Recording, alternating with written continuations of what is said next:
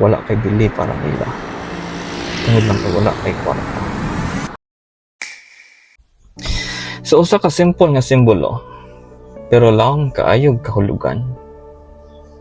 Nahinangutanan ako anong black heart akong gamit permi sa pag-reply.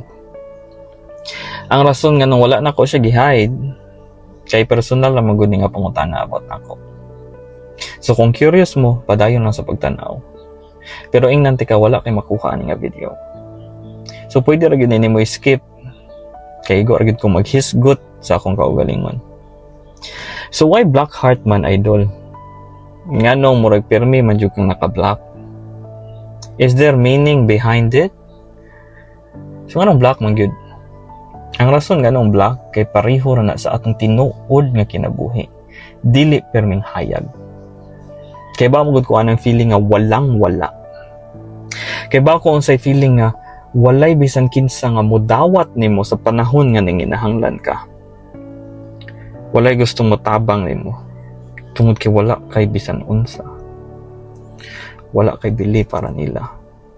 Tungod lang kay wala kay kwarta. I know exactly how that feels. Naagi mga tao nga grabe gud ino naigian sa kinabuhi. Mao na naghatag na kog inspirasyon nga naay mga tao sa akong palibot nga naglisod gyud sila sa ilang kinabuhi. Tingali wala lang sila kahibaw sa hinungdan nga nung naglisod sila tungod sa ilang katapulan. Basin dili tungod sa ilang katapulan, basin tungod sa ilang kagastador. Basin tungod sa ilang kagastador, basin tungod sa ilang kakuwang o gamay nga ideya. Nga basin di ay na ako'y nakita. Na ako'y mga nadungog.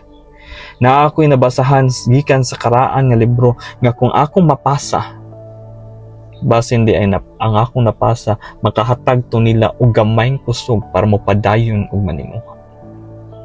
Para sa magamit nila ang mga butang nga akong nahibaw-an bahin sa kinabuhi. Mao na permi ko gaitom dili para ma-highlight ko. Dili para mo stand out ko. Dili para makapangayo og atensyon. Ang rason nga nung nag-itom ko para ang tinuod, ang kamatuoran maoy ma-highlight ug dili ako.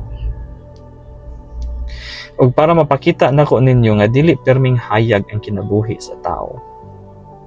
Kay para nako ang itom simbolo sa kusog, simbolo sa pag-antos ug sa paghatag og gamayng paglaom sa uban bisan sa kalisod.